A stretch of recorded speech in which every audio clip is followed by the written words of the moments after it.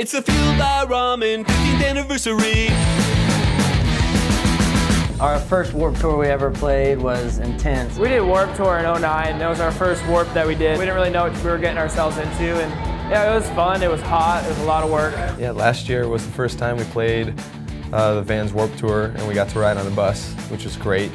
Before that, we were on a van. Long drives in the heat are really unbearable. Super long drives. We didn't have catering, so we just ate peanut butter and jelly every day. When people say that Warped Tour is like summer band camp, it really is. It's like summer camp with all your buddies hanging out every night. I think our tour manager got a little rowdy one of the nights, and he usually doesn't party or anything. He likes to be the responsible one. He had to be carried back to his bus by one of the head people on Warped. It's very much like having 49 roommates that you get to live with for, 5-6 weeks at a time. I think he woke up the next day in his bunk naked with one of the fake rubber breasts from the Keep a Breast tent in his bunk with him. It was pretty intense those days. It was a rough tour. I mean, it was our first, one of our first big tours. The next day we found out that Keep a Breast was missing one of their fake model breasts. We just kind of gave it back to them without knowing. We were like, we didn't steal that, it must have been Britain. Forget the exact date. I think it might have been Camden or somewhere, something. I just remember the show, and I remember going,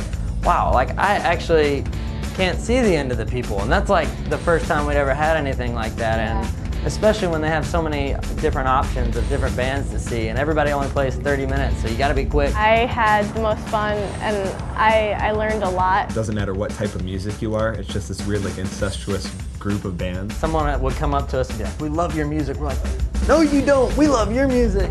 There's no way you like us. You learn a lot because they've been around and they have it down.